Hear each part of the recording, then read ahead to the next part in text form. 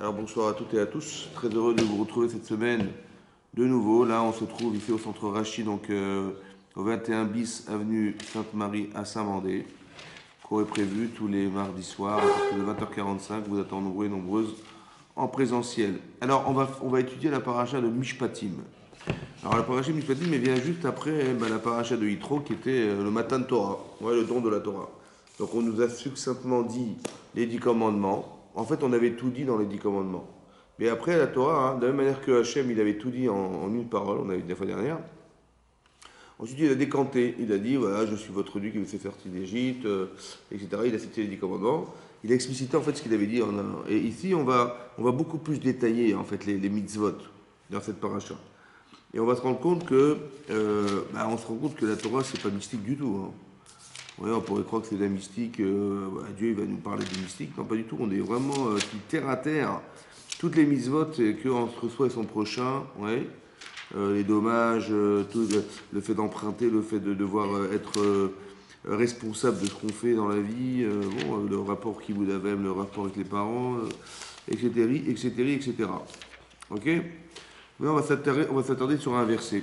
Alors, c'est marqué, donc on est donc on est dans le 22e chapitre, Pasuk Vav, Pasuk Kaf, c'est le 20, 22-20. 22-20. Donc, c'est marqué, Veger l'autoné. Un guerre, c'est un étranger. Un guerre, c'est un étranger. L'autoné, c'est-à-dire que tu ne devras pas affliger, tu ne dois pas heurter, tu ne vas pas déranger. L'otechaletzenu qui guérit Meïtem Beres Israël. Ne lui fais pas du lachatz, ça veut dire de la pression. D'accord, l'étranger ne l'afflige pas, ouais, ne lui met pas la pression, parce que vous-même vous étiez des étrangers. Qui guérit Meïtem Beres Israël, vous-même vous étiez étrangers en pays d'Égypte. Bon, il ne faut pas faire aux autres ce qu'on n'aurait pas voulu qu'on nous fasse. Ouais, on a l'impression que c'est ça. Mais Rachid expliquait un peu autrement. Rachid dit comme ça. Qui guérit Meïtem. Il est marqué Imi nitu af ou yachol leanotecha. Si tu lui fais du mal, lui aussi te fera du mal. L'omar lecha en te disant af ata migirim bata. Mais toi aussi tu viens d'un pays étranger. Toi aussi tu viens d'Égypte ou tu viens d'ailleurs. Ouais, mum shebecha l'otoma lechavrecha. Le défaut que tu trouves chez toi, ouais, ne le dis pas aux autres. Tu dis mais tu es un étranger, ouais, en fait c'est quelque part négliger les autres, ouais. Je dis mais comment tu peux négliger toi-même, tu étais un jour négligé, toi aussi tu étais un jour étranger où tu te trouves.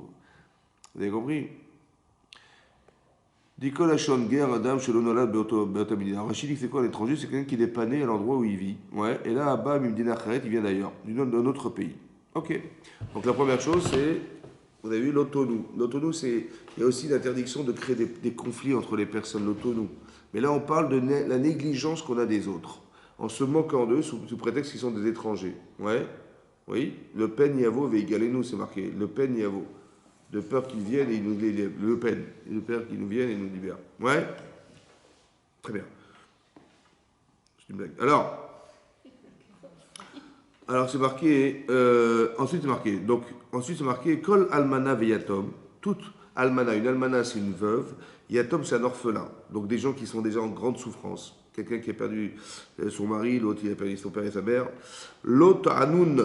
L'autre Hanoun. Ne leur faites pas de souffrance. Aïnouï. Aïnouï en hébreu. Ta'anit c'est se faire souffrance. Oui. L'autre Hanoun. Ne leur faites pas de souffrance. Im. Aïm, année t'es année. Donc si souffrir, tu le fais souffrir. Kim tsarok et tsakela. Et lorsque plaindre, il se plaindra, il criera vers moi. Donc si on va négliger la pauvre almana, la pauvre veuve, ou les orphelins qui sont déjà en souffrance émotionnelle très grande, et en plus on les fait, on nous profite parce que quelque part il y a un petit Yetzer Arafat, vous savez, d'utiliser les gens qui sont fébriles et fragiles, ouais, de les affliger, etc., en les exploitant. Alors, et que eux, ils vont crier vers moi en se plaignant de ce qui leur arrive. Et là, et Shama, et Shma, Tsarakato, et moi j'écouterai leur plainte, dit Hachem. Vechara api, et je me mettrai entre guillemets en colère. Ve'arakti etrem, et je vous tuerai.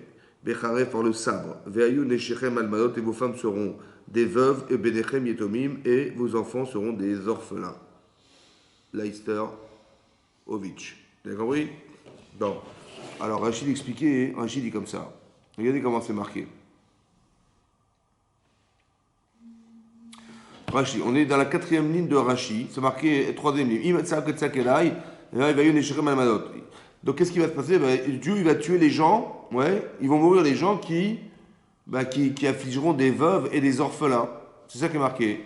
Et évidemment, ben, si ces gens vont mourir, évidemment leurs femmes seront veuves et leurs enfants orphelins. Pourquoi c'est marqué ben, et vos femmes seront veuves et vos enfants orphelins, évidemment. Alors c'est ce que dit Rashi. Mimash machenema varati etrem et ni odea shenechem almaot vebenechem etomim. Quoi, si les pères sont morts, qui se moquaient des veuves et des orphelins, ben évidemment que leurs femmes seront veuves et leurs enfants orphelins, évidemment. Bon. Et là, Arézé et Klalachet, en vérité, c'est une autre bénédiction, malheureusement. Sheyu Anashim Tzrorot Kalmanot. En fait, elles seront comme des femmes, des femmes veuves, comme des veuves, que quoi? Shelo Ayu Aidim Lemitat Baalen. Parce qu'en fait, leur mari, il va disparaître. Mais on ne saura pas s'il est mort ou pas. C'est encore pire. Et dans ce cas-là, Vetiena Asurat Lenase. Donc cette femme-là, elle ne sait pas si elle est veuve ou pas. Et elle ne pourrait jamais se remarier. Et leurs enfants, Ve'abanim, Iyu Yetomim, Shelo Yantchilu, Beddin, Le'ered Lechnisaviem.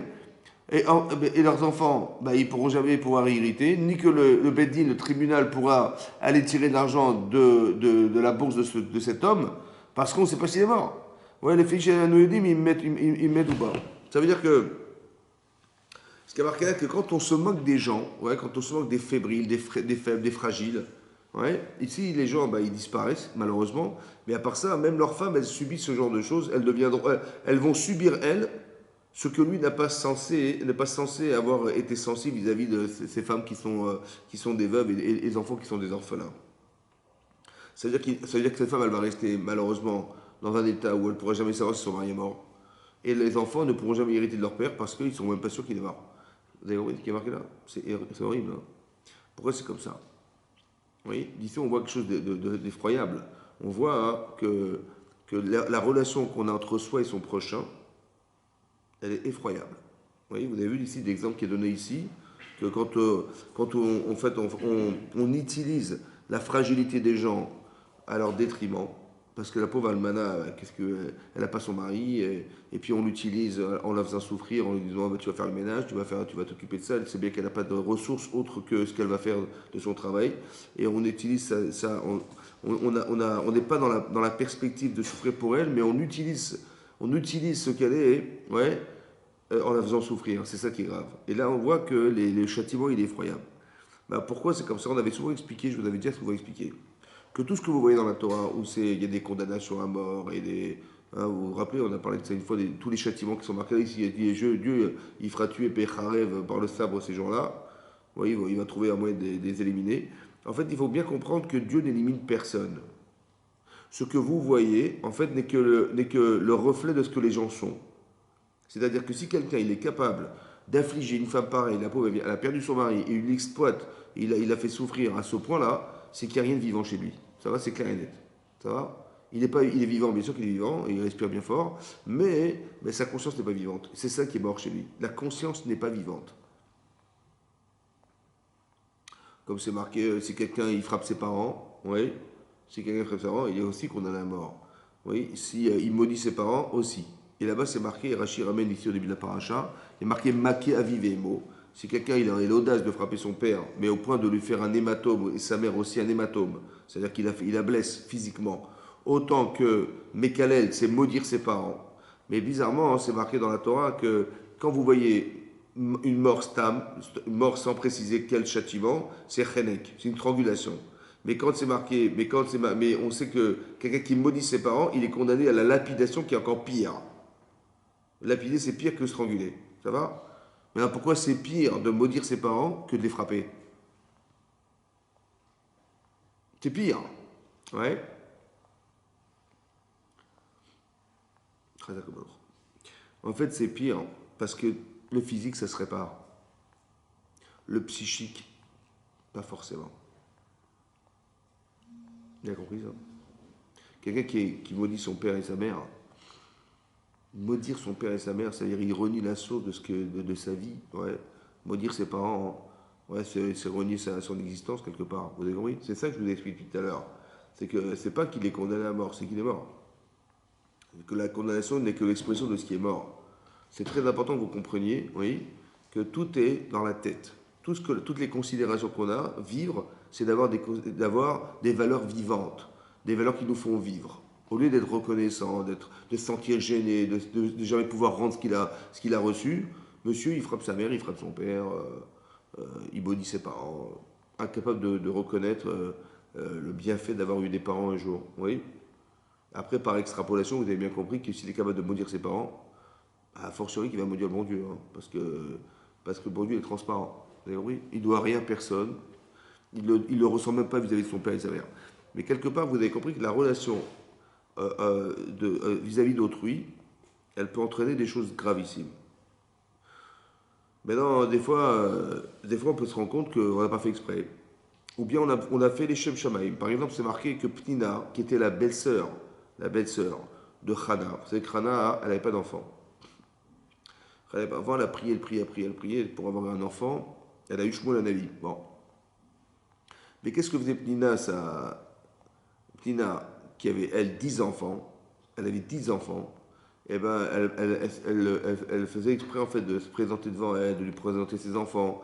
En fait, elle faisait ça, hein, juste pour que la motiver, pour la stimuler à avoir des enfants, à lui donner envie d'en avoir. Voilà ce qu'elle faisait.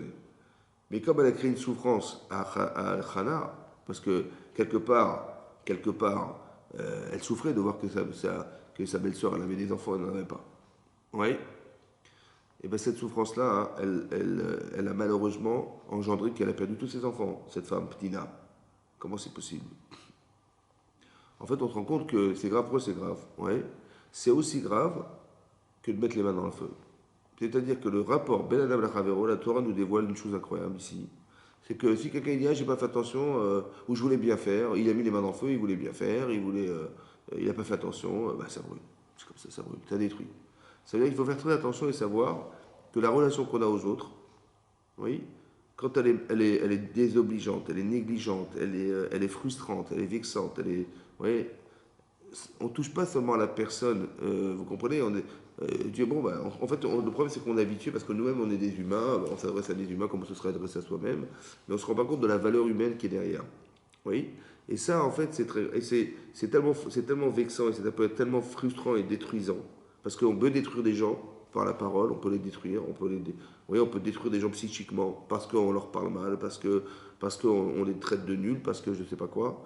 Oui, et c'est tellement fort comme influence qu'il faut faire très attention. C'est comme mettre les mains dans le feu. Les conséquences sont dramatiques. Elles sont dramatiques comme on le voit dans le texte. Oui. Il y a Gemara dans Ivamot aussi, d'Afsamer Bet Amoud Bet, dans Ktuvot. La Gemara dit là-bas, elle raconte une histoire aussi difficile à entendre, mais il faut le savoir, c'est comme ça, et c'est pour ça qu'il faut faire très attention. Il y avait un Rav, il s'appelait Rav Rechumi. C'était un grand Amit Racham. Et à l'époque de la Gemara, hein, les gens, ils demandaient la permission de leur femme pour partir étudier la Torah. Ils partaient de la maison pour étudier la Torah. Mais lui, il revenait toutes les veilles de Kippour. Toutes les veilles de Kippour, il rentrait chez lui. Pourquoi la veille de Kippour? Parce que vous savez que toutes les mitzvot, toutes les fautes, on peut se faire pardonner. Mais Belad Amlachavero, tout ce qui concerne soi et son prochain, Dieu ne peut pas pardonner. Ça dépend pas de lui. Ouais, si quelqu'un il a volé quelqu'un, ouais, ou il a vexé quelqu'un, comme ici, par exemple, il a frustré une almana, il faut lui demander pardon. Oui, il faut lui demander pardon. Faire des choses, dire ah, écoute, j'ai transgressé, marqué l'autonou, faut pas affliger des femmes veuves ou des enfants. Excuse-moi, Hachem, pardonne-moi. Hachem, il peut pardonner si c'est sincère, mais il ne peut jamais pardonner complètement puisque ça ne dépend pas de lui, ça dépend de la personne vexée. Donc il faut demander pardon à la personne. Donc je dois m'adresser à elle ou à lui, à cet enfant, et dire excuse-moi, voilà, j'ai mal agi, pardonne-moi. Mais non, il venait la veille de Kippour parce que c'est le seul moment, on va dire, le moment propice pour demander pardon aux gens qu'il avait pu affliger dans sa vie. Voilà. C'est pour ça qu'il venait toujours la veille de Kippour. Et là, il devait arriver. Et sa femme, elle attend. Il dit voilà, mon mari va arriver. Et lui, il était en train d'étudier la Torah. Et malheureusement, il s'est oublié dans son étude. Et il n'est pas rentré. Et quand sa femme a vu que finalement, il va pas revenir, il va pas rentrer à la maison, elle a versé une larme. Et la Gemara dit que quand elle a versé une larme, le balcon sur lequel il était en train d'étudier, il s'est effondré, il est mort. Alors peut-être que lui en particulier, parce que c'était un grand Talmid Chacham, donc c'est une erreur grossière qu'il a faite.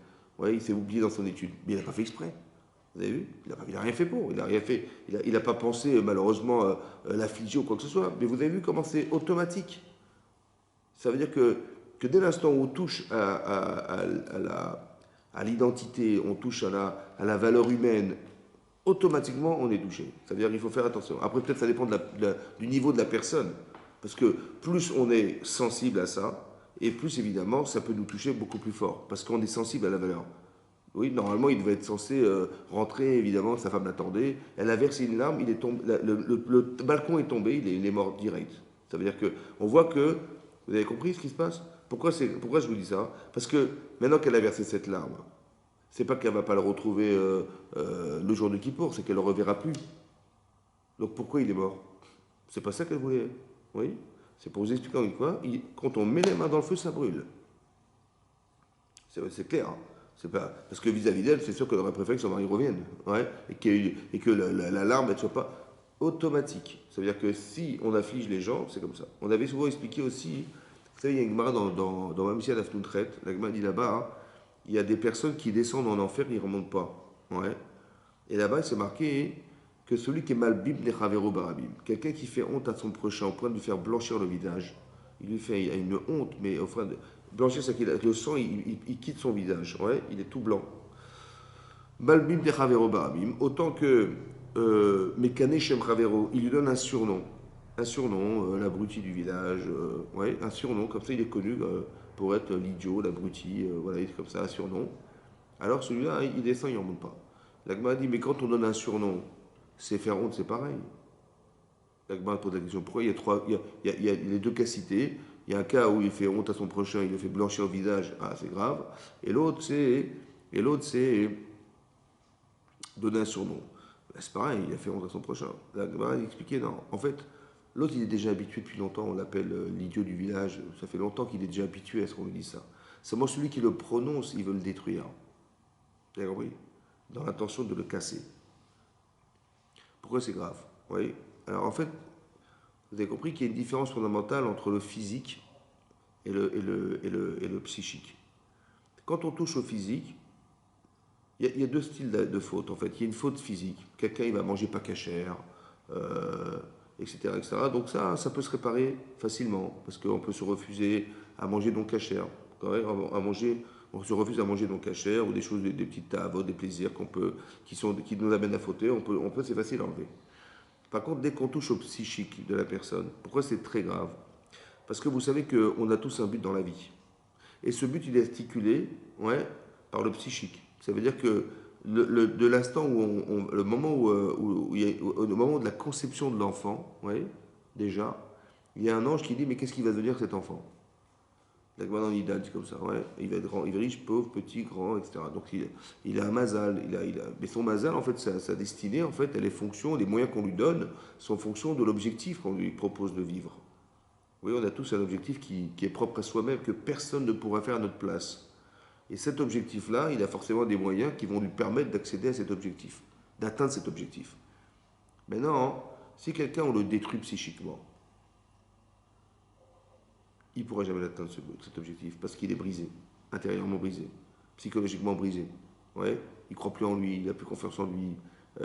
Et ça, c'est pas que la personne, c'est pas qu'on a humilié quelqu'un. C'est que derrière l'humiliation, il y a un blocage, il y a des frustrations profondes. Et ça va empêcher non seulement la personne de se réaliser, autant pour Hachem de pouvoir réaliser le projet qu'il avait à réaliser à travers cette personne. Vous comprenez ce que je veux dire? Comment c'est grave? C'est ça qui est grave. C'est comme la Gemara dit là-bas, l'adultère. L'adultère. Pourquoi c'est grave? C'est pareil. Parce que derrière, il y avait un projet homme-femme qui s'est détruit. Et ça, c'est très grave. Vous avez compris? C'est ça.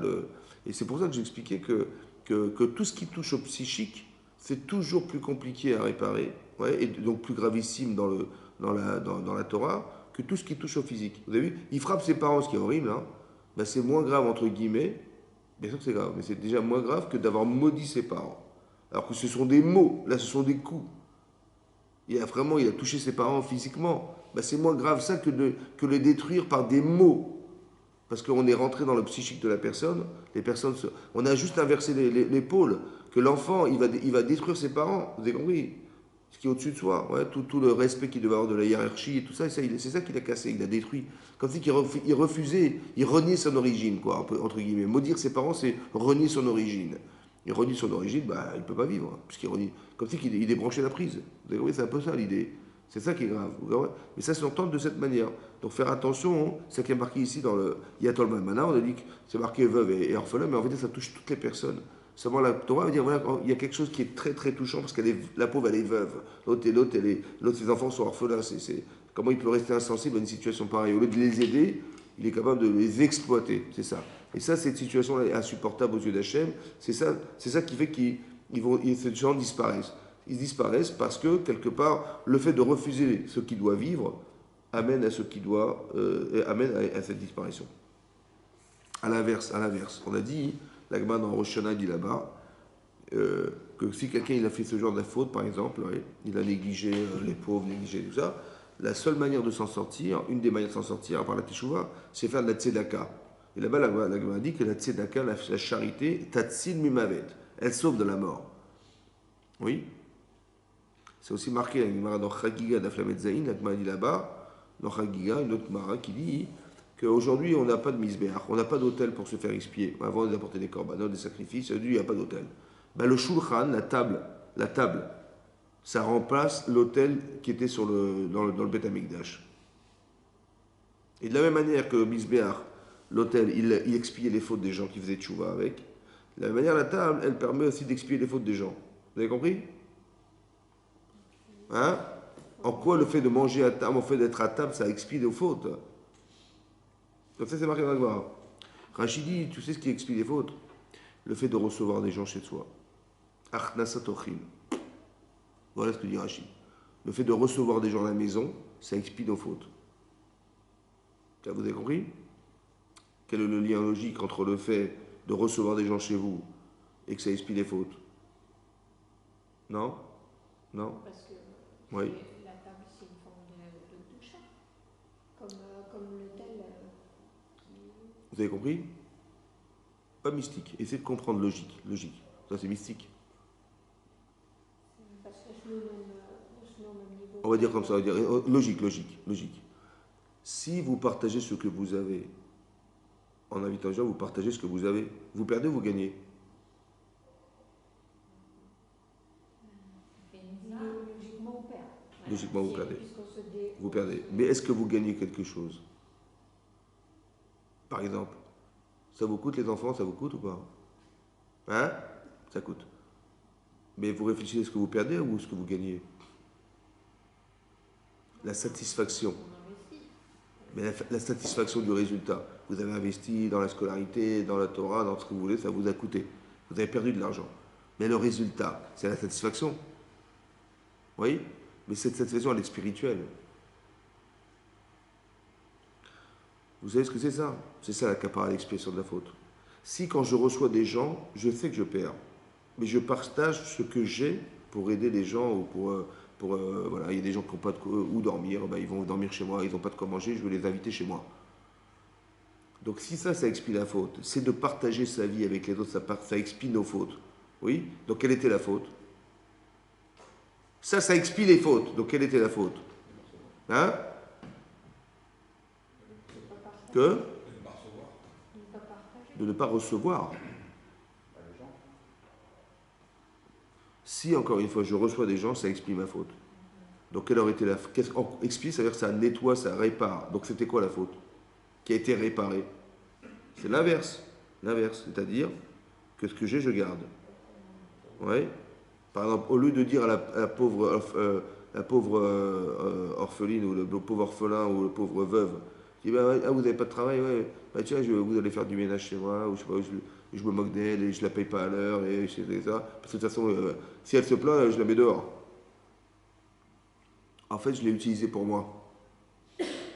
Mais j'ai aucune empathie vis-à-vis d'elle. Vous avez compris? Je ne suis pas dans sa souffrance. C'est ça le rachat. Par contre, quand je reçois des gens, je suis dans la souffrance de celui qui n'a pas. Et donc, je comble en perdant moi pour lui. Vous avez compris ce que c'est? C'est ça qui explique la faute. La logique, c'est ça la logique. La logique. Le rachat, c'est qu'il utilise la fragilité des gens dans son intérêt personnel. Et là, il va perdre de l'argent pour combler la fragilité des autres. C'est mechaper avon, ça expie la faute de ne pas avoir été égoïste. Vous avez compris? Vous avez compris la différence? C'est ça. C'est ça que Rachid vous dit expliquer. Bah, vous avez compris? C'est ça. C'est comme un petit peu le premier enseignement qu'on apprend de cette paracha. Le premier enseignement. C'est marqué là-bas que si quelqu'un, il a volé, il a volé des voitures, il a volé des trucs. Et puis il a finalement été attrapé, condamné, jugé, condamné, mais il n'a pas de quoi rembourser. Il n'a plus d'argent, cet argent il a dépensé. Ouais. Qu'est-ce qu'on fait? Alors on lui dit, tu vas travailler chez un employeur, maximum 6 ans de ta vie, pour rembourser cette dette que tu as vis-à-vis de la personne qui a été abusée. 6 ans, maximum. Au bout de 6 ans, il doit sortir. Et là-bas, la Gemara a expliqué dans Kiddushin que, en fait, qu'est-ce qu'on est en train de faire? En fait, la Torah, depuis très longtemps déjà, avait déjà préconisé la réinsertion sociale. C'est-à-dire, la personne vit dans un système où elle pense que la seule manière de vivre, c'est de prendre des autres. Voler. Donc ça veut dire qu'il n'a pas les compétences, il n'a pas la croyance en soi, il n'est pas sûr de lui, il n'a pas d'assurance. Donc il dit, ou alors il est très intelligent, au contraire, très intelligent. Il pense, qu'est-ce que je vais me casser la tête, aller travailler et je vais accumuler des fortunes, ça va prendre 20-30 ans, alors que si je vole, je vais récupérer très rapidement les bénéfices de ce que les gens ils ont ramassé pendant des années. Ça va, il est très intelligent, monsieur. Oui. Mais il pense qu'il ne peut pas vivre autrement qu'avec les biens des autres. Je dis, bon, la satisfaction que tu as eue de ta vie, c'est quoi? C'est d'avoir pris. Tu es content d'avoir pris. Mais tu n'as jamais ressenti le plaisir et le bonheur d'avoir donné. Je dis, mais je peux pas, quand je donne, je perds. Je dis, tu sais quoi? Tu vas travailler. Et quand tu vas travailler, d'abord, tu vas te rendre compte que tu peux jouir du produit de ton travail. Tu peux te rendre compte que tu peux servir à quelque chose. Tu vas te rendre compte que tu as la satisfaction d'un travail réussi, finalisé. Tu vas commencer à construire ta vie, tu vas commencer à devenir crédible, tu vas commencer à pouvoir te marier, tu vas commencer, voilà. Cette satisfaction, elle passe par le travail. En fait, on va te réinsérer dans la société. On va changer un système. La Torah dit, ça peut prendre 6 ans pour que la personne, elle s'habitue. Ça veut dire qu'est-ce qu'on a fait en fait? On a réussi à articuler chez lui la capacité à penser autrement que comme il pensait au départ. C'est-à-dire de croire qu'il va vivre avec les biens des autres. Non, parce que le bonheur que tu as, c'est de prendre. Mais tu vas comprendre que tu vas aussi avoir un bonheur de partager, d'exister. D'exister. Ouais, carrément, tu existes. Là, tu n'existes pas, tu prends des gens, oui, mais d'exister, ça veut dire faire vivre autour de toi, construire autour de toi. Voilà, être crédible aux yeux des autres. Ça, c'est important. Et bien ça, tu vas le trouver dans le travail. Mais non, pire que ça. Là-bas, c'est marqué que quand un employeur, il emploie un employé, il emploie un employeur. Connaît Adon Leatzmo. Demande Tosfot, mais comment ça marche? Il dit comme ça. Si par exemple, l'employeur n'a qu'un seul oreiller, eh bien il le donne à l'employé. S'il a un seul matelas, il a une seule couverture, un seul repas, il doit à l'employé. Pourquoi? Pour lui expliquer, mais c'est toi l'employeur, c'est sûrement pas toi l'employeur qui va me donner, moi qui suis l'employé. Je lui dis, mais je suis en train de t'expliquer la satisfaction que j'ai de savoir que moi je me prive de quelque chose, mais c'est un bonheur pour moi de savoir que j'ai comblé quelqu'un qui n'avait pas. Ce plaisir-là, tu ne l'as jamais eu de ta vie. Tu as eu le plaisir de prendre, mais jamais le plaisir d'avoir pu partager quelque chose avec quelqu'un d'autre. Vous avez compris? Ben ça expie la faute d'avoir été un voleur. Vous avez compris ce que je veux dire? Ça veut dire que la façon d'articuler intellectuellement, mais autant dans la façon de véhiculer des messages à travers des actes, parce qu'il va faire quelque chose, il va travailler, il va faire des efforts. Bon, il va recevoir un salaire, mais il voit que ce qu'il a fait comme effort, ça a permis de faire pousser des arbres, ça a permis de construire des bâtiments, ça a permis de voir que mais cette ville, elle s'est construite par moi. Tout ce que je vois, ça c'est la satisfaction spirituelle de voir que finalement mon travail a servi. J'ai servi à quelque chose dans la société. J'ai servi. Ça construit des personnes. C'est ça que la Torah dit. Donc si les voleurs, c'est pas qu'on dit, bon, tu as volé, tu vas rembourser, et pour rembourser, le seul moyen c'est de travailler. C'est pas ça que la Torah nous dit. La Torah dit qu'on va lui changer sa faculté à penser autrement. Vous avez compris? C'est ça la kapara, l'expiation de la faute. Parce que la faute, elle n'est pas répertoriée dans ce que je fais, mais dans ce que je pense. C'est que je pense mal. Je pensais qu'il fallait profiter des biens des gens, il fallait... Non, c'est l'inverse. Il fallait que tu comprennes autre chose. Pour ça que je vous avais dit une fois hein, que quand Hachem, il a voulu détruire cette ville de Sédom, vous vous rappelez dans le parachat de Vaïra là-bas, hein, là-bas c'est marqué, Hachem il a dit je vais quand même pas cacher à Abraham que je vais détruire cet endroit, alors qu'Abraham il va devenir une grande nation, qu'il va transmettre des valeurs à ses enfants. Voilà ce qui est marqué. Bon. Donc il téléphone à Abraham, il dit non mais écoute je vais détruire Sédom. Et là Abraham Avinu, il se tient comme ça, il va prier.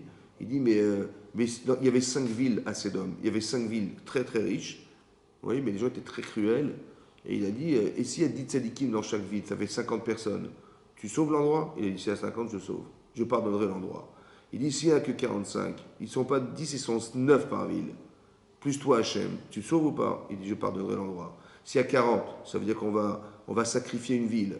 Il y aura 10 personnes par ville, et donc on va en sauver 4. Tu es d'accord? Il dit, je suis d'accord, je pardonnerai. S'il y en a 30, je pardonnerai. S'il y en a 20, je pardonnerai. S'il y en a 10, il n'y a qu'une seule ville sur les 5, on n'en saura qu'une. Je pardonnerai l'endroit. Il s'est arrêté là. Pourquoi il s'est arrêté à 10? Parce qu'il a vu que l'arche de Noé, ils étaient 8. Plus Hachem, ça fait 9. Et ça n'a pas sauvé le monde. Donc il a dit que moins que 10, ça ne marchera pas. Mais pourquoi ça ne marche pas? Ça ne marche pas. Hein. Qu'est-ce qu'il voulait faire Abraham? En fait, Abraham, ce qu'il voulait faire, c'est de changer les gens. Et il dit malheureusement, ils ont une façon de penser, une logique qui n'est pas viable. Alors avec 10 personnes, on va leur changer leur façon de réfléchir. Avec la Torah, on va leur changer la façon de penser. C'est pas de changer des gestes, en fait, c'est changer des mentalités, changer des pensées, des réflexions, des mécanismes, des logiques. Vous avez compris? Et si j'en arrive à changer leur logique, bah, ils vont faire teshuva. Oui? Vous avez compris? C'est ça qu'il voulait faire. Il a dit, mais moi, il me faut 10 personnes. Ça prendra 10 ans, 20 ans, 30 ans, peu importe, on va les changer. Vous avez compris? Et c'est ça qui va faire que on va les ramener à la raison. Parce que manifestement, hein, ils ont une façon de se comporter qui en fait est une logique qui n'est pas respectable vis-à-vis d'autrui. Vous savez? Comme la personne qui va exploiter une veuve, c'est un enfant, quoi. Ouais, il utilise la faiblesse des gens et la fragilité des autres. Mais en fait, s'il s'était mis à sa place, est-ce qu'il l'aurait fait? Non. Vous avez compris? Et donc, cette capacité à pouvoir s'assumer, il ne l'a pas. Alors, viens, je vais lui expliquer que ça ne se fait pas. Et s'il avait été une veuve, est-ce qu'il aurait aimé qu'on lui parle comme ça? Non plus. Est-ce qu'il aurait aimé qu'on la traite comme ça? Qu'on le traite comme il a traité les gens? Non plus. Il dit, mais comment ça se fait que tu raisonnes comme ça? On arrive à sensibiliser les personnes au point où les gens vont pouvoir changer. Mais c'est ça, en fait. C'est ça l'étude. C'est ça l'étude. C'est d'arriver à ce qu'on cultive. Plus les gens sont cultivés, plus les gens sont raisonnés, plus les gens sont logiques, et plus on fait des gens cohérents, quoi. C'est ça. La culture, ça permet d'apprendre. Parce que les gens sont ignares. Et donc les gens, ils font des choses. Vous avez compris? Il n'y a pas de réflexion, il n'y a pas de Yetzeratov. Il n'y a rien. Et c'est pour ça qu'on arrive à des situations pareilles. Et juste que la Torah nous dit, et c'est pour ça qu'il faut bien le traduire. C'est pour ça que je dis, moi, j'ai un peu de connaissances, donc je peux vous dire ce que c'est qui est marqué dans la Torah, mais quelque part, c'est pas que Hachem, il est pas content, il tue les gens, tout ce qui bouge. Non, c'est pas. D'où je sais que c'est pas comme ça. Parce que quand Hachem a dit à Avraham Avinu, je vais détruire cet endroit, il a dit Khalila lecha, mais asot adavarazé. Khalila, comment ça se traduit Khalila? Mais alors à toi, ouais. Mais ça vient de Chol. Chol, c'est désacralisant. Ça veut dire, toi, tu es kadosh, tu es très très élevé. Mais ce que tu vas faire, c'est Chol. Pourquoi? Parce qu'on a l'impression que quand tu peux rien faire, tu tues, quoi. C'est l'impression que nous, on a. Mais c'est désacralisant. C'est un peu la même raison, même Moshe Rabbeinu, il a dit à Hachem, quand Hachem a dit, écoute, ils ont fait le veau d'or, je vais les détruire et je ferai toi une nouvelle nation. En fait, c'est une provocation que Hachem fait. Il lui a dit, Vayichal Moshe. Et une des explications dans l'Agma, dans Brachot d'Aflamet Bet, l'Agma a dit là-bas, Vayichal Moshe. Il a dit, tout ce que tu fais là, Hachem, c'est Chol. Qu'est-ce que diront les gens de toi? Ouais.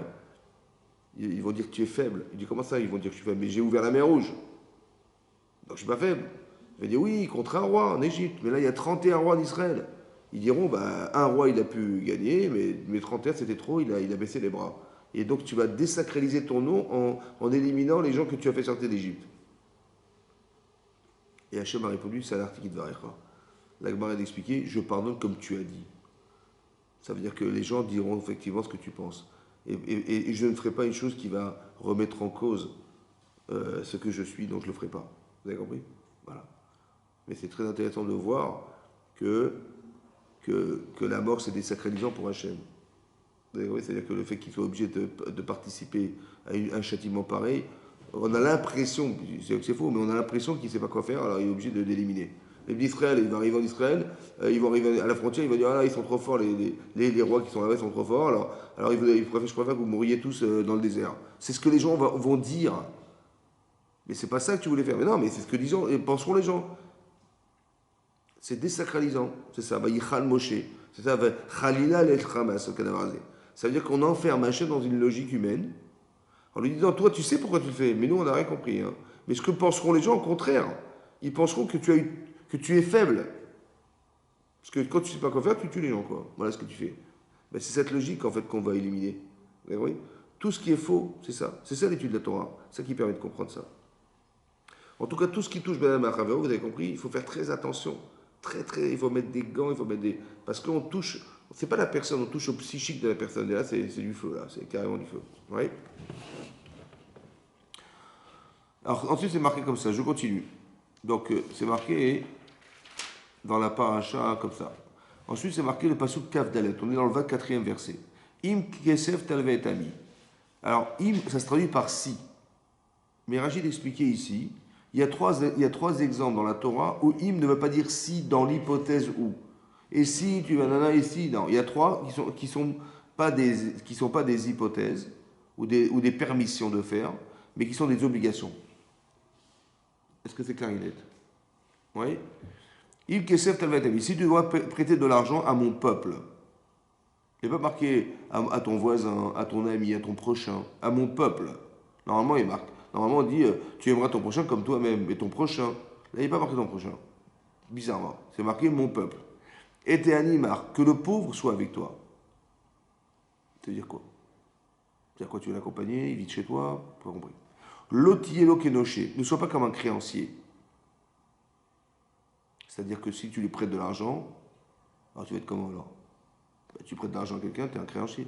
Il ne faut pas être comme un créancier, je ne comprends pas. L'otassoum à l'avnécher, ne lui place pas des intérêts. Quand tu prêtes de l'argent, ne prête pas avec intérêt. Voilà ce qui est marqué dans le texte. Vous avez compris? On n'a rien compris. Très exact. Moi, je n'ai pas compris. Alors, quand on ne comprend rien, on fait Rachid. Alors, Rachid dit comme ça. Rachid dit est ami, mon peuple. Ami, vegoy. Si vous avez quelqu'un, vous avez un juif et un non-juif à prêter de l'argent, la Torah dit ami kodem. Mon peuple il y a marqué mon peuple pour dire que si tu as le choix entre prêter un juif ou un non-juif, la priorité c'est le juif. Après, ani ve'achir, si tu tombes sur un riche ou un pauvre, il y a un pauvre, il n'a pas de quoi manger, et un riche, il veut s'acheter un troisième appartement, il cherche de l'argent, tu donnes à qui? Ani kodem, le pauvre, d'abord. Anirecha ve'nirecha, t'es pauvre à toi, si par exemple tu as des parents qui n'ont pas de quoi vivre, ouais, et puis il y a des gens, des pauvres de la ville, tu donnes en priorité aux gens qui sont proches de toi ou tu donnes aux gens de la ville? Hein? Aux proches. Très bien. Anirecha kodmim, c'est pareil, donc tes proches, tes pauvres à toi, ils sont prioritaires. Anirecha ve'niracheret, si tu as des pauvres dans ta ville et des pauvres d'une autre ville, les gens ils habitent à Saint-Mandé, il y a des gens qui viennent de Paris. Des pauvres, tu donnes à qui? À ceux de Saint-Mandé ou à ceux de Paris? D'abord Saint-Mandé. La proximité, c'est ça. Ok. Ensuite, donc c'est ça. D'accord? Donc c'est la prochaine. C'est quoi mon peuple? Il faut que tu saches déterminer la chronologie de la proximité que tu as avec les gens. C'est ça. C'est ça qui est marqué, mon pauvre. Maintenant, mon peuple. Ensuite, on va y arriver. Très bien. En plus, on fait du sport. Alors, ensuite, c'est marqué, ça c'est mashmao, c'est le sens littéral.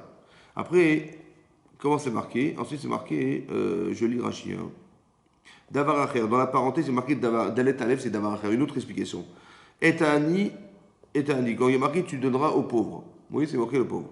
Shelotin og bo minag bizayon belva. Il ne faut pas que quand tu lui prêtes de l'argent, il vienne te demander de l'argent, ouais, parce que le pauvre il n'a pas. Il ne faut pas que tu lui prêtes de l'argent derrière bizayon, de façon désobligeante, ouais, qui va lui faire honte. Je suis ami parce que c'est mon peuple. Donc une autre explication, c'est quoi mon peuple? Que dans mon peuple, ouais, il y a des gens, ouais, il y a mon peuple, il y a les nations, il y a les gens, il y a les pauvres, mais il y a les pauvres qui sont proches de toi, les pauvres qui ne sont pas proches de toi, il y a des gens qui sont pauvres, ils sont riches mais ils n'ont pas assez, donc ils sont pauvres quelque part, et des vrais pauvres, alors, vous avez compris, ça c'est mon peuple, voilà mon peuple. Autre explication, quand tu prêtes à quelqu'un, ne fais pas de façon honteuse. Tu dis, combien tu veux, 20 000 euros? Tiens, on va prendre ton chèque. Ouais, non, on ne fait pas comme ça. Pourquoi? Parce que tu t'adresses à mon peuple. Comme si qu'il ne fallait pas voir la personne telle que tu la vois, mais comme représentative du peuple. Vous avez compris? Ça, c'est une chose à comprendre. Il y a autre chose à comprendre. Une autre chose à comprendre, c'est comme ça. Et pourquoi j'ai besoin de donner, en fait? Hachem, il a qu'à s'arranger avec lui, non? Non? Il est pauvre. Bah, Hachem, il lui trouve, je sais pas moi, du travail. Et Hachem, il peut très bien s'arranger, bah oui. Pourquoi il nous demande à nous de s'occuper de la charité, de s'occuper de la bienveillance, de la charité, des indigents? Pourquoi? Il n'a qu'à s'occuper lui. C'est pas à nous. Quoi? Pour comprendre que c'est pas à nous. C'est quoi, c'est pas à nous? C'est pas à nous. À l'argent, vous parlez? Oui, l'argent. Ah, je pensais que c'est pas à nous de le faire. Ah. Que Ça ne nous appartient pas. Ça ne nous appartient pas. Mais si je vous le vole, je le dois le rendre à qui? Cet argent, si je vous le vole, à qui je rends? Ah ouais, donc ça vous appartient. Seulement, il y a une mission qu'on vous donne à faire, qu'Hachem, il aurait dû faire. Il aurait dû, c'est à lui de s'en occuper.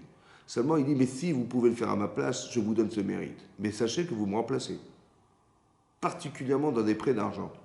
C'est ça mon peuple. C'est pas marqué ailleurs comme ça. Il y a marqué, tu aimeras ton prochain comme toi-même. Il y a marqué ton prochain, il n'y a pas marqué mon peuple. Et là, il y a marqué mon peuple. C'est-à-dire comme si il fallait comprendre que quand je donne de l'argent, je prête de l'argent à quelqu'un, oui, c'est comme si que je remplace Hachem qui lui aurait dû le faire, mais je le fais à sa place. Et donc il faut faire attention parce que c'est mon peuple. Il y a une forme de mission personnalisée derrière le fait de prêter. Pourquoi c'est important de comprendre? Parce que de toute façon, le monde est fait de riches et de pauvres. C'est bon? Et donc il faut savoir que si on nous donne des moyens, c'est forcément pour que ça puisse être utilisé quelque part, pour combler ce qui manque. C'est comme ça. Et c'est ça la mitzvah. Et donc il dit attention, quand tu prêtes à mon peuple. Mais ce n'est pas une hypothèse, c'est une obligation. Si on te demande. En tout cas, ne le fais pas derrière bisayon. Encore une fois, de façon désobligeante, de façon genre, encore ils vont réclamer de l'argent ces gens-là, encore ils vont faire ça, et quand je donne, je fais la tête. Il y a beaucoup vous savez, dans la halakha de la tzedaka, oui, quand on ne peut pas donner, on doit s'excuser. On dit, je suis désolé, je ne peux pas. Pas dire, puis encore, ils vont se saouler avec leur truc. Vous avez compris? C'est-à-dire que, pourquoi? Parce que si la personne réclame, elle a le courage de demander, c'est pas facile de demander. C'est que vraiment, elle est arrivée à un seuil où je dois respecter la souffrance de celui qui réclame. Et donc, pas dire, si je peux donner, je donne. Si je ne peux pas, je dis, je suis vraiment désolé, ça ne sera pas possible. Mais je vous souhaite, et je bénis la personne, je souhaite que vous trouviez, que vous pouvez vous en sortir, que vous avez trouvé du travail. Vous avez compris? Ça, c'est la manière juive de le faire. C'est comme ça qu'on fait. Ouais? Mais pas derrière bisayon de façon désobligeante ou honteuse. Ouais.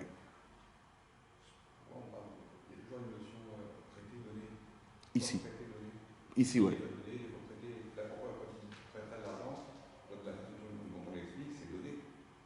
C'est pas donner, non, c'est prêter. En retour, il y aura un retour. Après, je vais expliquer. Vous avez... Non, c'est pas. Non, créancier, c'est pas donné. Après, je vais vous expliquer. Alors, Rachid va expliquer. Vous avez raison. On va voir. Mais un créancier, c'est quelqu'un qui prête de l'argent. Il y a un retour. Je prête avec une échéance, je prête avec. Hein? Non, non, pourquoi? Non, parce que donner, il va perdre. On ne veut pas qu'il perde. On veut aider.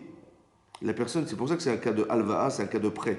C'est-à-dire que la personne, elle donne avec une échéance, et elle va retourner, et on va lui rendre ce que. Bien sûr que s'il donne, c'est encore mieux, évidemment.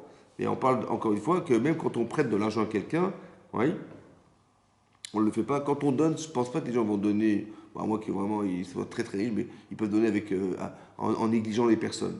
Mais là, on parle qu'il va prêter de l'argent à quelqu'un en sachant qu'il va récupérer cet argent lui-même. Mais quand tu donnes, tu prêtes de l'argent, il ne faut jamais le faire de façon à ce que la personne se sente vexée. Regardez jusqu'où va le chesed de la Torah. Le chesed, ça veut dire l'acte de bonté. Comment j'exprime l'acte de bonté? Regardez ce qui est marqué dans Rashi. Je continue. Et ami imar. Donc le pauvre sera avec toi.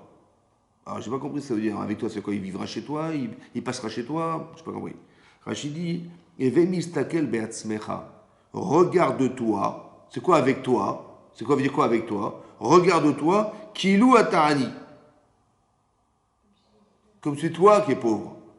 Pourquoi Rashi dit ça? Que le pauvre soit avec toi. C'est pas avec toi physiquement. C'est avec toi.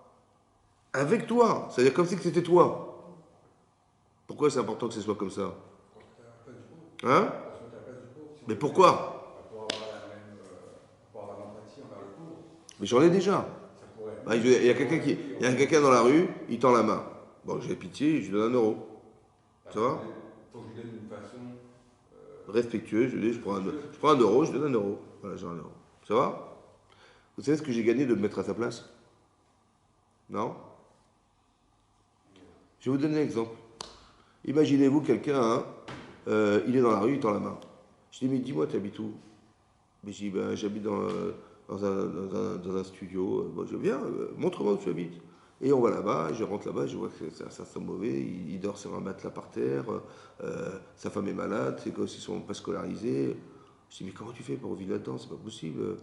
En vérité, le fait de se mettre à sa place, c'est de mesurer la souffrance, de mesurer mon devoir d'investissement. De mesurer mon devoir d'investissement. On dit, j'ai donné 1 euro. Je dis, maintenant que je suis rentré dans sa vie et je me suis rendu compte de comment il vit, je dis, mais 1 euro, mais c'est ridicule. Vous avez compris? Mesurer, te mettre à la place des gens, c'est de savoir mesurer combien ils ont besoin. Mais je ne me rends pas compte. Maintenant que je dis ça, je dis, mais quand même, je ne vais pas m'occuper de toute la misère du monde. Tu as raison. Mais quelque part, tu sais mesurer la souffrance, la détresse, combien il faut aider ces gens-là, combien il faut aider, combien. Mais tu n'en sers à rien si tu t'es pas occupé de savoir, est-ce que si tu étais à la place de ce type, comment tu aurais vécu ça? Parce que si tu étais à la place, on t'a donné 1 euro. Bon, tu aurais dit, qu'est-ce que tu aurais dit? Je dis, bon, avec 1 euro, qu'est-ce que je vais faire avec? Je dis, ouais, mais bon, bah, si chacun donne 1 euro. Mais en fait, je ne me suis pas mis dans sa vie. Je ne me suis pas mis à sa place. C'est-à-dire que pour mesurer combien il faut aider les gens, je pense que c'est ça que la Torah voulait nous dire ici. Avec toi, c'est mets-toi dans la peau de celui qui va subir cette souffrance. Si c'était toi, comment tu l'aurais vécu? Voilà. Et ça permet de mesurer combien je vais m'investir, combien je souffre et combien je vais être contenté, combien il faudrait pour que je sois contenté si j'avais été à sa place. D'accord, oui? Et c'est ça que je vais mesurer. Ce que je ne peux pas mesurer quand on est dans la rue, je me rends 1 euro, je donne 1 euro, je ne me rends même pas compte de combien il a besoin. Vous avez compris ce que je veux dire? C'est ça. C'est ça. Eve mistakel, c'est ça. C'est la manière dont on a dans la Torah de mesurer et de ressentir le chesed, la bonté. Ok? Je continue. C'est ça, l'otielo kenoché. Donc on arrive au fameux passage, ne sois pas comme un créancier. Mais il est un créancier, puisqu'il a prêté de l'argent, il est un créancier. Rachid dit, l'otitvenu bechoska. Ne lui réclame pas de force. Imatayodea shelo, si tu sais qu'il n'a pas. Ça veut dire quoi, ne sois pas comme un créancier? Mais tu es un créancier. Non, si tu sais qu'il ne peut pas rembourser. Voilà, le type il te dit, voilà, écoutez, je vous rembourse dans 3 mois, voilà, j'ai fait un échelonnement de temps d'argent et tout ça, et dans 3 mois, je vous rembourse. Ouais. Et tu vois que le type, il fait des efforts, il cherche du travail, et tu sais qu'il n'a pas d'argent. Tu ne vas pas le voir de force et lui dire, écoute, je suis désolé, on avait dit dans 3 mois, on est 3 mois, tu me donnes l'argent, je ne sais pas, débrouille-toi, on n'a pas le droit de faire ça. Incroyable. Ça, on n'a pas le droit de faire ça. Quand tu sais qu'il ne peut pas, quand tu sais qu'il peut, il se cache de soi-disant, il n'a pas, ça c'est autre chose. On parle de quelqu'un, tu sais pertinemment qu'il n'a pas de quoi rembourser, tu n'as pas le droit de lui réclamer de force. D'accord? Ensuite, c'est marqué, je continue. Imateude geno, ouais. Alte domé ela alav, kilo il vato. Attention, c'est marqué, il faut même pas que qu'il ait l'impression que tu lui as prêté de l'argent. Et là, kilo lo il vato. Par exemple, il sait qu'il te doit de l'argent. Bon, ben quand il te voit passer, ben il va changer de trottoir, il veut t'éviter. Il faut que tu aies une relation avec lui, tu sais qu'il ne peut pas payer. Tu lui montres comme fait qu'il t'avait jamais emprunté. Vous imaginez comment il faut penser ça? Vous imaginez ça? Ça, c'est le chesed de la Torah, ça. Hein? Pourquoi Hachem utilisait le mot traiter? S'il voulait tout ça, Hachem, qui ne sente pas justement ce retour. Peut-être que c'est pire de donner. C'est pire. C'est pire. Parce que quand on donne à quelqu'un, il se sent encore moins quelque chose. Quand je lui dis, écoute, tu vas t'en sortir, voilà, je te prête, mais quand je lui dis, je te donne, il va rentrer dans une spirale dans laquelle il va, ah bah de toute façon, on me donne. J'ai rien à faire, on me donne. Non, surtout pas. Il vaut mieux quand je lui dis, je te prête, et que tu verras que tu vas me rembourser, mais c'était un moyen d'encourager la personne à travailler, à trouver les moyens ou prier, j'en sais rien, pour essayer de... Mais quand je vois qu'il ne peut pas rembourser, un, je n'ai pas le droit de lui réclamer de force. Deux, il faut que si je le vois, je ne dois même pas lui faire apparaître l'idée que je suis son créancier. Ne sois pas comme un créancier. C'est extraordinaire, ça. C'est-à-dire qu'il y a un respect de l'autre, mais vous imaginez que ça a été écrit il y a 3300 ans, ça. Quand Hachem il a donné la Torah. C'est-à-dire qu'Hachem il nous explique exactement la relation humaine que je dois avoir avec les gens. C'est extraordinaire. Ouais, Rachid dit comme ça. Donc Alte, Domé, Alaf, Kilo, Ivato, et la Kilo, le Ivato. Comme si tu n'avais pas prêté. Klomar, Lotarklimeu, ne lui fais pas honte. La pire, c'est la honte. C'est dingue. On ne se rend pas compte que ça. Nous, on ne se rend pas compte parce que. Mais ça a des conséquences dramatiques là, de faire honte aux gens. Ouais. Ouais. C'est ce que je vous expliquais, c'est de détruire. La honte, c'est quoi la honte finalement? C'est de dire à la personne tu ne vaux rien, tu n'existes pas. Vous avez compris? Par exemple, je vous l'avais dit déjà dans le couple. C'est marqué dans il y a une Gemara dans Sota d'Afiuzain. On a dit là-bas une explication connue de Rabbi Akiba. Rabbi Akiba, il a dit, il y a marqué Ish ve Isha. Ish, en hébreu, c'est un homme. Isha, c'est une femme. C'est marqué que si un homme est un homme et une femme est une femme dans son couple, ouais, Shechina Benehem, la présence divine est entre les deux. Et Rachid a expliqué, parce qu'on retrouve le Yud dans le Ish et le He dans la femme. Ça va? Mais si il n'y a pas de Shrina, il n'y a pas la présence divine dans le couple, c'est-à-dire que je retire le He de la femme et le Yud de l'homme, Yud qui est le nom de Dieu, Yud qui est... Alors, Esh. Qu'est-ce qui va rester? Le feu et le feu. Et là-bas, la Gemara dit que Esh Ochaltan, le feu les dévore. Le feu qui est dans la femme et le feu de l'homme les dévore. Et Rava, il continue et dit, mais sache que le feu de la femme, il est plus fort que l'homme. Plus fort. Ce feu, il est plus fort. Pourquoi? Nihai mistaref, vehai le mistaref. Celui-là s'associe et celui-là non. Et Rachid explique ça veut dire quoi? S'associer. Il dit parce que pour écrire Isha, ça s'écrit comment Isha? Aleph, Shin, He. Il y a déjà du feu et on a juste rajouté le He. Alors que l'homme, le Yud, il sépare le Aleph du Shin. D'accord, oui? Il est divisé le feu de l'homme. Alors que le feu de la femme, il est déjà présent avant même qu'on ait rajouté le He. Ça va, c'est clair? Donc là, on m'a dit, le feu de la femme, il est plus virulent. C'est quoi le feu de la femme? Et c'est quoi le feu de l'homme? On sait qu'on disait, les femmes, elles sont folles, déjà d'avant, je vous rassure. Ouais, parce qu'elles ont un feu en elles, il ne faut pas les embêter. Ouais, il est plus fort que l'homme. Vous avez quoi? Vous avez compris? Alors, j'ai voulu expliquer. Je me rappelle, dans le ventre de ma mère, on m'avait dit comme ça. Je vais vous dire ce qu'on m'a dit. En fait, le feu, c'est le feu qu'on retrouve sur le misbéach. Le feu, c'est le feu qu'on retrouve sur le buisson ardent. C'est un autre feu. Oui. C'est quoi ce feu? C'est un feu divin. Sachez que vous avez un feu divin. Maintenant, je pense que le feu de la femme et de l'homme, c'est quoi? C'est l'identité féminine. Une femme, elle est sensible. Une femme, elle a des intuitions. Elle a un profond sentiment. Elle transmet le judaïsme, la femme. Il y a un feu spécial.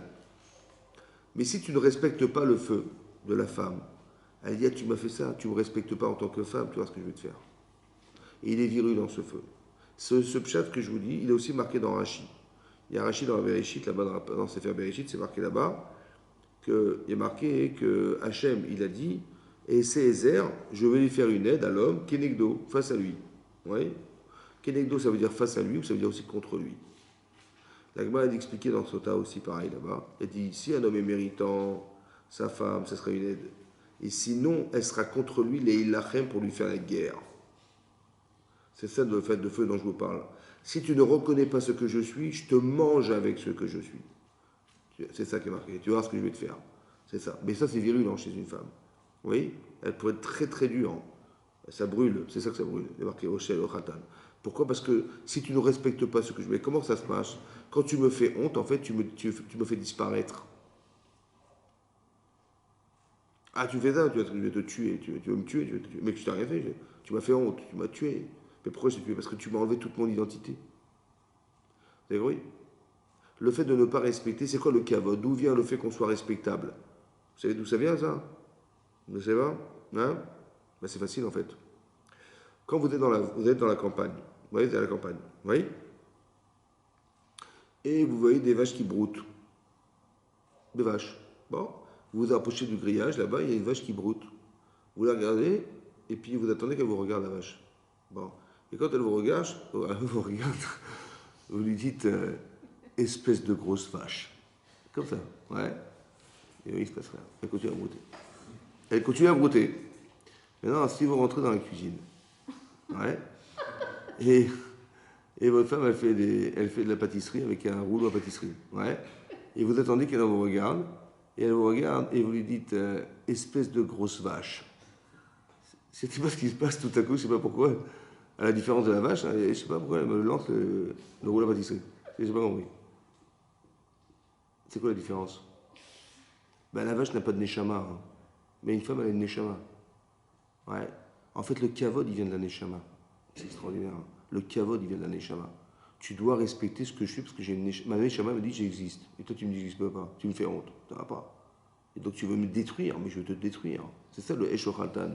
Le feu, c'est l'identité masculine, féminine. Chacun, on a un feu différent. L'homme, il est fier. Il ne faut pas lui détruire sa fierté. Une femme, elle est censée, il ne faut pas lui enlever son identité féminine. Et donc, c'est ça le respect. Vous avez compris? C'est pour ça que quand on fait honte, ça peut être différent pour un homme et une femme, c'est pas la même honte. Oui, mais ça vient défendre quelque chose d'autre que pour l'un ou pour l'autre. Mais quand on fait honte à la personne, on détruit la personne. C'est ça. Quand je dis détruire, ça veut dire elle a l'impression de ne pas exister, de ne plus exister. Quand tu m'as fait honte, c'est comme si je n'étais pas là. Quand tu m'ignores, imaginez-vous quelqu'un vous parle et vous lui parlez et il ne vous regarde même pas. Comment vous vous sentez? Ben, il n'a rien fait, il n'a pas regardé. Quel est le problème? Ben, tu m'as ignoré, mais tu m'as fait honte. Pourquoi tu m'as fait honte? Parce que j'ai l'impression que je ne suis pas là. Il n'y a personne. Tu m'as dit il n'y a personne. Tu m'as dit il n'y a personne. Mais je t'ai rien dit. Mais si, tu ne m'as pas répondu. Il n'y a personne. Vous avez compris ce qui se passe? C'est ça qui est très grave. La honte, c'est très grave. Ouais. C'est ça qui est marqué ici. Il faut faire attention quand on prête de l'argent de ne pas faire bédérer bisayon de façon désobligeante. Parce que c'est la seule manière, c'est la bonne manière de détruire. Ensuite, c'est marqué ne prête pas avec intérêt. Necher en hébreu, ça veut dire des intérêts. Tu dis voilà, je te prête 20 000, tu me rends 22. Ça va? C'est interdit ça. C'est marqué pire que ça, c'est marqué ici dans le Midrash Rabbah.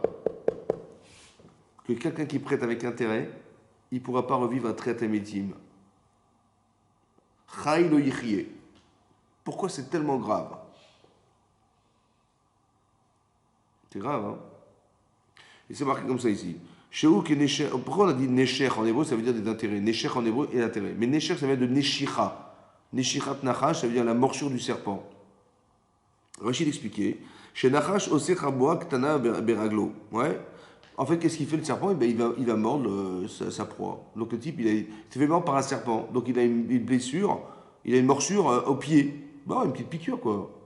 Ok. Vedo Margish. Ils sont pas là. C'est pas très piqué, c'est comme une épine. On lui a forcé dans une épine dans le pied, quoi. Ou pitom, ou mebasbea, ou mebasbetz, veno faire at kodo. Et tout à coup, il bouge comme ça, il commence à gonfler, il sait pas ce qui lui arrive, et ça lui monte au cerveau, il meurt. C'est la petite morsure qui grossit. J'ai acheté un appartement 400 000 euros, ouais, à 2,5%, à 3%, sur 25 ans, et je vais rembourser 800 000 euros. Je sais plus comment c'est 2,5%. Ah, mais multiplié par le nombre de mois de là, ça double le crédit, quoi. Ça veut dire, oui, c'est ça, Nesher. En fait, c'est une petite morsure qui grossit. Vekar ribit, eno margish venoniskar. Vous avez compris? C'est pareil. Le ribit, les petits intérêts, là, ouais, c'est comme une morsure. Petite morsure, voilà. En fait, tu vois que sur les années, ça cumule et ça se. Mais pourquoi c'est très grave? Ouais. Pourquoi il ne faut pas prêter avec intérêt? Encore une fois. Parce que je représente Hachem. C'est moi qui vais aider la personne à s'en sortir. Or, je vais faire une mitzvah. C'est une mitzvah. Mais si je dis, du coup, je te prête 20, tu me rends 22. Je te prête 20 000, tu me rends 22 000. Ça va? Qu'est-ce que j'ai fait? J'ai fait une mitzvah? Ou j'ai fait du business? En fait, j'ai désacralisé la mitzvah. C'est ça qui est grave. J'ai utilisé la souffrance des gens pour me faire de l'argent. Et de ce principe, on avait dit une fois, je vous l'avais expliqué une fois, grâce à ça, on avait compris un Rashi dans Parashat Vayigash. Un Rashi compliqué. Comme si que je n'avais pas le droit d'entamer dans la mitzvah, de prendre des intérêts personnels dans la mitzvah. D'accord? Il y a une mitzvah, tu vas te prêter, de combler le manque de l'autre. Et je lui dis, écoute, voilà, écoute, je te prête 20 000, tu me rembourses 22, tu me rendras 22 dans un an. Donc j'ai prêté 20 et je récupère 20 plus 2. Ah, ça c'est très grave. Pourquoi c'est très grave? J'ai désacralisé la mitzvah. J'ai utilisé la mitzvah d'Hachem pour faire du fric. J'ai entamé, j'ai tiré un intérêt personnel dans quelque chose qui m'incombe de faire mitzvah. En fait, on avait expliqué que dans la paracha de Vayigash, c'est marqué là-bas que quand Yosef a su que son père est arrivé d'Égypte, vous vous rappelez? Il a préparé sa monture lui-même, il a été à la rencontre, l'Ikrat Aviv, il a été à la rencontre de son père. Vayira Elav, il s'est montré à son père. Il s'est montré à lui. Vayira Elav. Vaïpol Atzavarav, il est tombé sur son cou, Vaïdev qu'il a pleuré. Voilà ce qui est marqué. Il a pleuré à l'idée de retrouver son papa. Voilà ce qui est marqué dans le texte. Rachid nous dit là-bas, il s'est montré à lui. Vayira Elav. Rachid nous dit, Yosef n'ira Elaviv. C'est Yosef qui s'est montré à son père. Bon. On ne comprend pas Rachid. Bah, évidemment, Yosef a préparé sa monture. Yosef, il a été à la rencontre de son père, et il s'est montré à lui, bah, c'est Yosef. C'était pas nécessaire d'écrire Yosef. Oui, dans Rachid. Il dit Yosef, donc, il s'est montré à son père. Mais évidemment, c'est lui, ouais, ça peut être qui d'autre. Comme si on avait pu croire que c'était Yaakov. Mais non, si c'était Yaakov, il aurait fait marquer Yosef a préparé sa monture, il était en direction de son père, et son père Yaakov, il s'est montré à lui. Là, ça aurait été logique.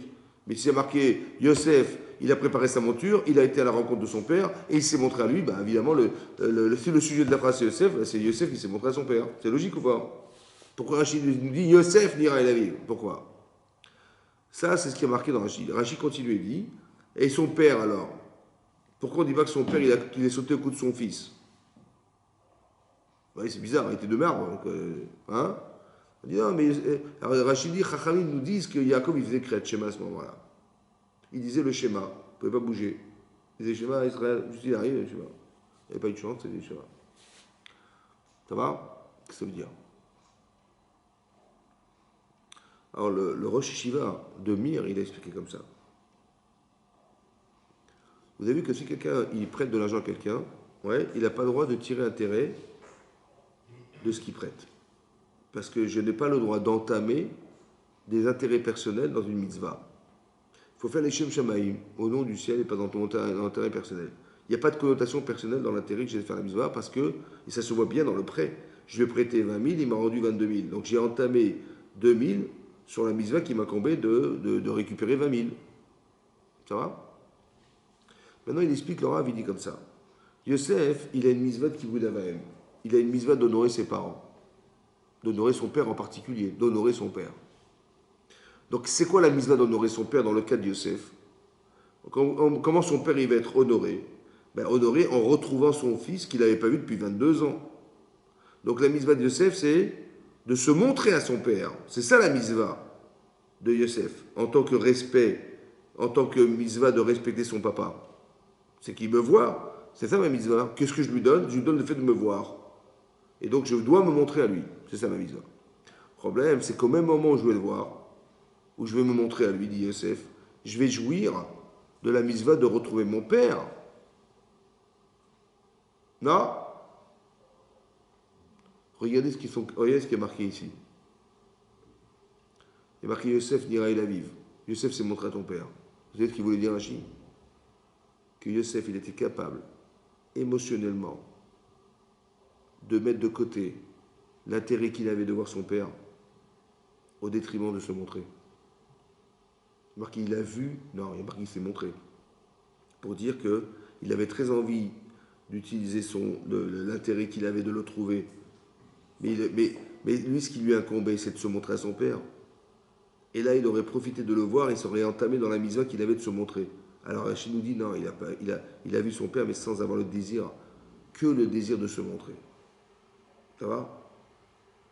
Mais dans l'inverse, Yaakov Avinu, est-ce qu'il y avait une misva d'honorer son fils? Non. Mais quand il voit son fils arriver, qu'est-ce qu'il a très envie de faire, Yaakov, à ce moment-là?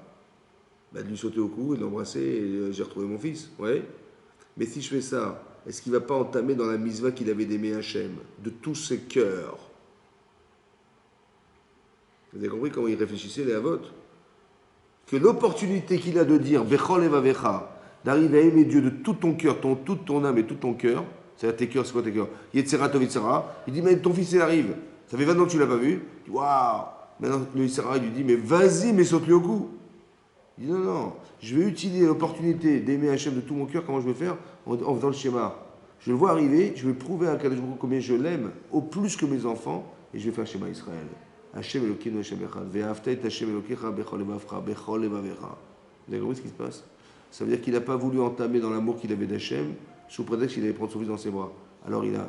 Vous avez compris? C'est extraordinaire. Extraordinaire. La maîtrise de soi. Et ça veut dire que, bien sûr qu'on est à des kilomètres de tout ça. Et pour vous expliquer que c'est ça, ce que je voulais expliquer, la relation qu'on a aux gens, elle est très importante. Vous voyez? C'est ça les misotes. C'est pas de la mystique, il faut aller à la synagogue, il faut mettre les filles. Il n'y a pas que ça. Hein. Il y a beaucoup de choses qui sont entre soi et son prochain. Se construire dans sa vie, c'est d'avoir des émotions qui nous permettent de véhiculer des messages. C'est ça, se construire. Quelqu'un qui n'est pas construit, c'est quoi, pas construit? C'est qu'il va abuser de la veuve, de l'orphelin, du machin. C'est un rachat, en fait. Il n'est pas construit. Mais le pauvre, j'ai de la peine pour lui, parce que s'il avait des valeurs, il n'aurait jamais fait un truc pareil. S'il s'était mis à la place du pauvre, il n'aurait jamais fait une chose pareille. Il savait qu'il n'avait pas de quoi payer et qu'il va le forcer à lui rembourser, c'est qu'il n'est pas construit. Vous avez compris ce que je veux dire? C'est ça que la Torah nous apprend. C'est ça le message de la Torah. Mais c'est très fin, c'est très élaboré comme relation avec les gens. C'est très élaboré. Ça, c'est le chesed de la Torah, ça. C'est marqué dans la Gemara, il y a une Gemara dans Batra Dafyud. La Gemara dit là-bas hein, que la Gemara dit comme ça. Il est marqué chesed leumim chatat. Le chesed que font les nations, c'est une faute. Et la Gemara dit pourquoi? Parce qu'ils font par intérêt. Je dis mais nous aussi on fait par intérêt.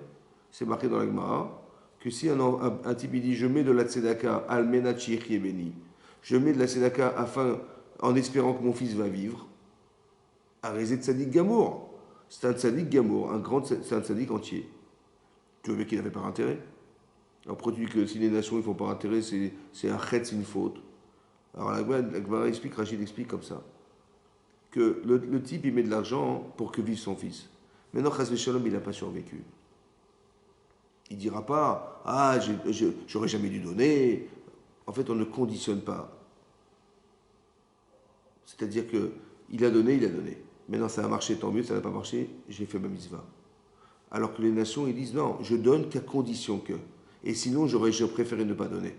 C'est ça, chet. Le chet, c'est je donne, comme si je conditionne, comme si je faisais un business. Vous avez compris? On fait du moitié-moitié. Voilà, je fais ça, tu me donnes ça, on fait ça.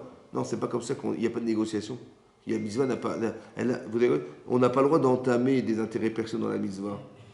C'est-à-dire, si j'ai ce mérite-là par la mitzvah, que mon fils puisse sortir de là, je le fais, tant mieux. Et sinon, je ne regretterai pas d'avoir fait la tzedaka, d'avoir fait la charité. Alors que les nations, c'est l'inverse. Je ne donne qu'à condition que ça marche. Et si ça ne marche pas, j'aurais préféré ne pas donner. C'est ça qu'elle m'a dit. Chesed leumim chatat. Vous avez compris, c'est des midotes, ça. C'est des midotes, c'est des qualités humaines. On ne conditionne pas les choses.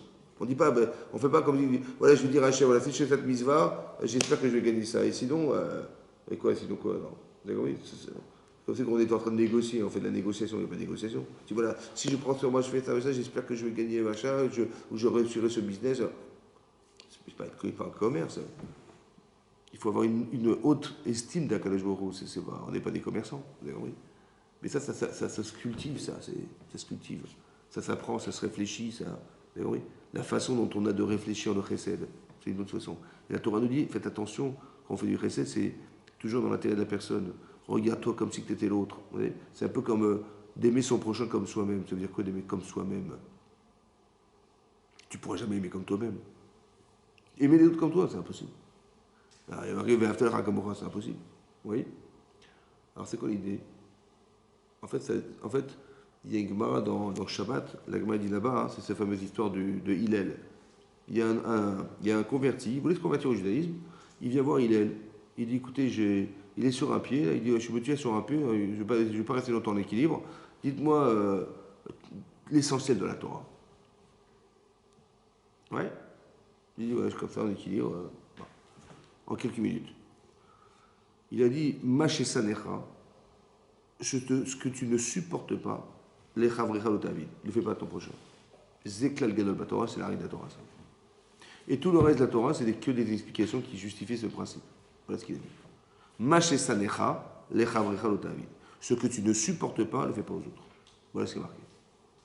Ce qui est étonnant, c'est qu'il a négativé ce que Rabbi Akiva, il avait positivé. Dans la Torah, c'est pas marqué comme ça. C'est marqué tu aimeras ton prochain comme toi-même. C'est ça qui est marqué dans la Torah. Et Rabbi Akiva dit ça, c'est Klal Gadol de la Torah. C'est la règle essentielle de la Torah, d'aimer comme soi-même. Bon. Et lui, il dit non, ce que tu supportes pas, fais pas aux autres. Pourquoi il a négativé cette Torah positive? Ouais. Pourquoi? Vous avez une idée ou pas? Hein?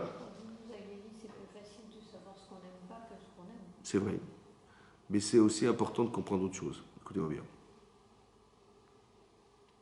Tu sais ce que tu supportes pas? Tu sais ou pas? Par exemple, quelqu'un, par exemple, ici, il va se moquer d'une veuve. Ouais. Si tu étais veuve, tu aurais aimé qu'on te parle comme ça? Qu'on t'exploite? Non. Par contre, comment tu aurais aimé qu'on fasse? Comment tu aurais aimé? Tu as vu comment tu as parlé à quelqu'un? Tu aurais aimé qu'on te parle comme tu lui as parlé? Ah ben non. Mais comment tu aurais aimé qu'on te parle alors? Ben, j'aurais aimé qu'on me mette des gants, je sais pas, qu'on me respecte, qu'on me dise exactement. Vous avez compris? Mais ce que tu aurais aimé qu'on te fasse, c'est ça que tu dois faire. Tu sais ce que tu supportes pas. Oui? Donc si tu sais ce que tu supportes pas, tu sais ce que tu supportes. Et bien c'est comme tu aurais voulu qu'on te fasse que tu vas faire aux autres. Mais ça ne peut pas se comprendre par le positif. Parce que je dis tu veux aimer comme toi-même, je ne comprends pas ce que ça veut dire. Alors je vais t'expliquer. Tu sais ce que tu supportes pas? Ouais. Donc si tu sais que tu supportes pas, tu sais comment tu aurais supporté. Et bien c'est ça que tu vas faire aux autres. Comme toi-même. Comme tu aurais aimé qu'on te fasse. Vous avez compris ce que ça veut dire? Mais c'est que par le négatif que tu peux le savoir. Parce que positif, tu sais pas. Tu t'as acheté un appartement, tu vas acheter un appartement pour les gens? Non. Vous avez compris? Par contre, tu sais ce que tu ne supportes pas. Tu n'aurais pas supporté d'être à la place de l'autre. Tu n'aurais pas supporté d'être dans la position de celui qui va subir ce que tu vas lui faire vivre. Tu n'aurais pas aimé, hein. Donc qu'est-ce que tu aurais aimé alors? Bah, j'aurais aimé qu'on me regarde autrement, qu'on me parle autrement, qu'on me considère. Bah, c'est ça que tu vas faire. Tu vas considérer la personne. Mais c'est parce que tu sais ce que tu supportes pas que tu sais ce que tu aurais dû faire. Vous avez compris la différence? Et ça, c'est très intelligent. C'est la chorma de la Torah, ça. Parce qu'on ne sait pas exactement comment se comporter. Mais essaie de te mettre. La Torah dit, mais le pauvre soit avec toi. Ben, considère-toi, Annie, comment tu aurais fait? Qu'est-ce que tu aurais aimé qu'on fasse? Mais c'est comme ça que tu mesures.